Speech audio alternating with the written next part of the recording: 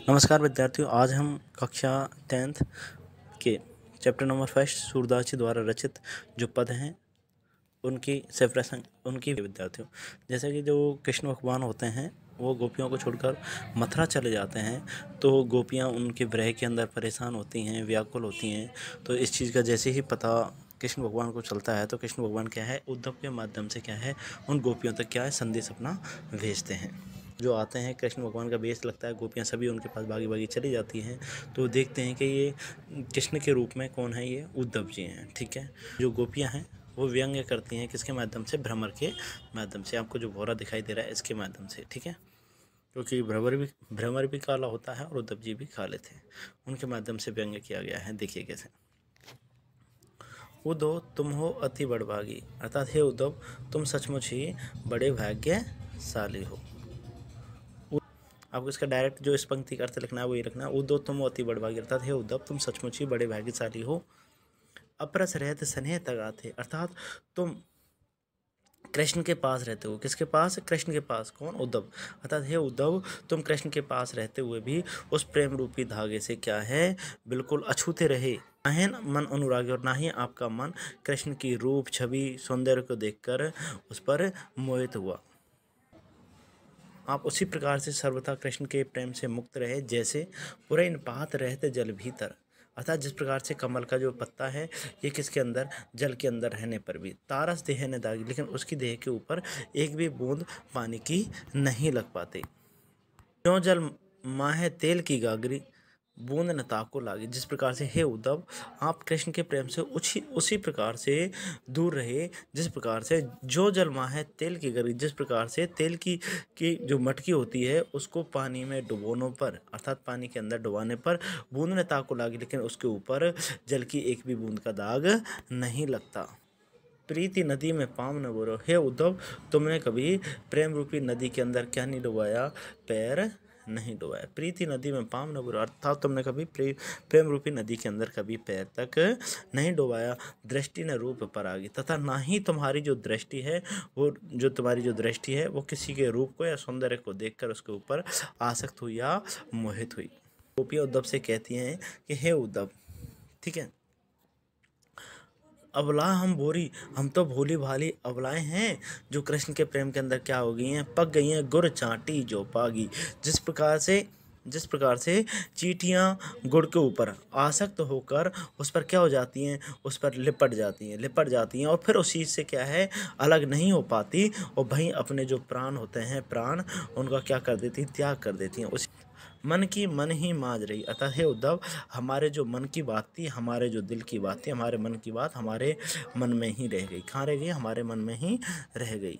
कहिए जाए कौन पे उदो, कहिए जाए कौन पे उदो। हे उद्धव, ये कौन है? उद्धव जी हैं। ये कौन है? ये गोपियाँ हैं।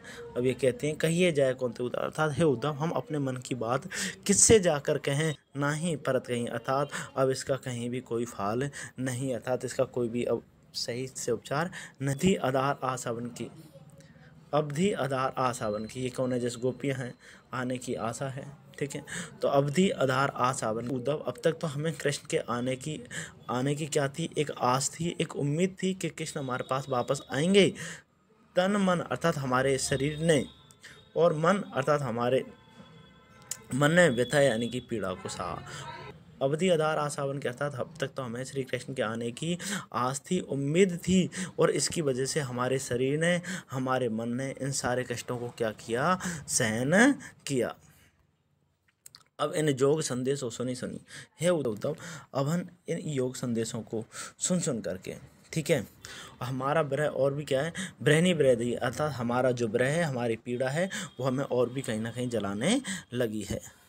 क्या करती, चाहती होती गुहार जिते थे, अतः हे उद्धव अगर हम चाहती तो आवाज़ दे करके श्री कृष्ण को बुलाते और इस विरही अग्नि को अपने प्रेम की जो धारा है उससे क्या हो जाते, बुझाते, अर्थात उसे समाप्त करते। उत्ते धार भी, लेकिन उधर से तो अब क्या हो चुका है, अब योग की संदेश की धारा बह चुकी है। अब सूरदासी कह रहे हैं, सूरदास, अब ये सूरदासी हैं, ये कह रहे हैं गोपियाँ क्या कहते हैं उद्धव से, अब धीर धरे क्यों, अर्थात हम किस चीज़ का धैर्य धारण करें, मर्यादा लेनी, अर्थात जब कृष्ण ने हमारी मर्यादा का पालन ही नहीं किया, अर्थात जब हमारे मर्यादा की तरफ वो उन्होंने सोचा ही नहीं, तो हम किस वजह से वैसी और धैर्य धारण करें कि कृष्ण आएंगे। अर्थ क्या लिखना, हमारे हरि हारल की लकड़ी, अर्थात है उद्धव हमारे हरि अर्थात हमारे जो कृष्ण हैं वो हारल पक्षी के लकड़ी के समान हैं। हे उद्धव हमने मन वचन और कर्म से नंद अर्थात नंद रूपी उस लकड़ी को क्या कर लिया है, उस नंद रूपी लकड़ी को अपने मन द्वारा कस करके पकड़ लिया है। इसका अर्थ लिखोगे आप कि हे उद्धव हमने मन वचन और कर्म से नंद रूपी लकड़ी को अपने मन द्वारा कस करके पकड़ लिया है। अर्थात हे उद्धव हमारा मन जागते सोते स्वप्न में चाहे किसी भी दिशा में हो, चाहे रात हो दिन हो, हमेशा खाना की रट लगाए रहता है, उन्हीं का हमेशा ध्यान किया करता है। मत जोग लागत है ऐसो जो करो।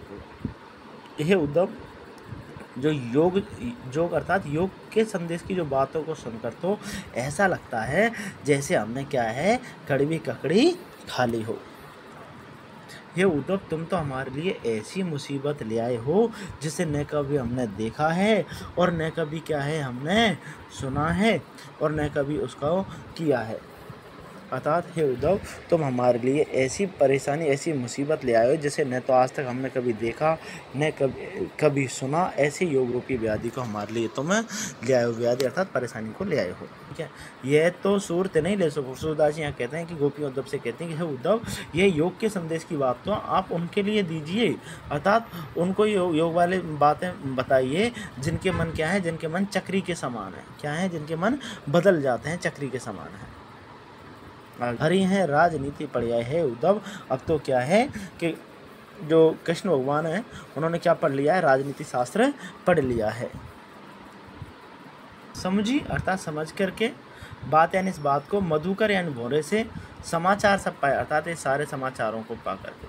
ठीक है, अब इसका एक साथ अर्थ लेंगे इसका कि योग साधना के समाचार को प्राप्त कर गोपियाँ उद्धव से कहती हैं। समझी बात कहत मधु करके, अर्थात गोपियाँ योग साधना के समाचार को प्राप्त करके गोपियाँ उद्धव से कहती हैं। एक अति चतुर होते पहले थे, एक अति चतुर होते पहले थे, अर्थात एक तो कृष्ण भगवान पहले से ही बहुत चतुर थे, क्या थे पहले से बहुत चतुर। अब गुरु ग्रंथ पढ़ा है, अब उन्होंने क्या है अपने गुरुओं से क्या कर लिया है, उन्होंने गुरु ग्रंथ पढ़ लिया है। अब गुरु से और क्या पढ़ लिया है, गुरु ग्रंथ अर्थात राजनीति शास्त्र और भी ज़्यादा पढ़ लिए हैं। कृष्ण अपनी बुद्धि को बड़ा समझकर, कृष्ण अपनी बुद्धि को बड़ा समझकर हमारे लिए योग साधना का संदेश भेजा है। इससे यह प्रतीत होता है कि वो बुद्धिमान नहीं बल्कि मूर्ख हैं। अब अपने मन फेर पाइए, अब अपने मन फेर पाइए चाहे तो झूठे चुराए। अब यहाँ पर गोपियाँ कहती हैं कि हे उद्धव हम तो केवल इतना ही चाहते हैं कि हमें हमारा मन फिर से मिल जाए। क्या मिल जाए, हमें अपना मन फिर से मिल जाए। जिसे क्या हुआ, जो कृष्ण क्या किया, ये गोपियाँ हैं पास में, ठीक है, इनके मन को चुरा के कौन ले गए, कृष्ण ले गए, तो इनके मन को मांग रही हैं गोपियाँ। तो आप इसका हिंदी अर्थ कैसे लिखोगे कि हे उद्धव हम तो केवल यही इतना ही चाहती हैं कि हमारा जो मन फिर मिल जाए, जिसे कृष्ण यहाँ से क्या ले गए, चुरा कर ले गए थे और अपने साथ ले गए। ठीक है, इसका आप एक साथ हिंदी अर्थ लिखोगे कि गोपियाँ कहती हैं कि हे उद्धव हम तो केवल इतना ही चाहती हैं कि हमें हमारा मन फिर मिल जाए, जिसे कृष्ण यहाँ से जाते समय चुरा कर अपने साथ ले गए थे। कर रहे हैं ये क्यों नीति करे अपन पर, अर्थात कृष्ण हमारे ऊपर ऐसे अत्याचार क्यों कर रहे हैं, जे और अनीति छुड़ाए। जो क्या है दूसरों के क्या करते हैं, अन्याय से, जो कोई और होते हैं उनके अन्याय से उनको बचाते हैं, वो हमारे ऊपर अत्याचार क्यों कर रहे हैं। अंतिम पंक्ति देखिएगा, राजधर्म तो यह है सूर, राजधर्म तो यह है सूरदास जी कहते हैं कि गोपियाँ कह रही उद्धव से कि राजधर्म तो ये है, अर्थात राजधर्म की बात तो ये होती है, राजा की बात तो ये होती है, राजधर्म की बात तो ये होती है, अर्थात जो प्रजा न सताई। क्या होती है राजा की बात, जो प्रजा न सताई, जो कभी भी अपनी प्रजा को नहीं सताता, परेशान नहीं करता। तो आप हिंदी अर्थ लिखोगे, राजधर्म तो यह है सूर, आशा करता हूँ कि आपको यह वीडियो अच्छी लगी होगी, और आपको अगर ये वीडियो अच्छी लगी हो तो चैनल को सब्सक्राइब करें, लाइक शेयर करना न भूलें। धन्यवाद।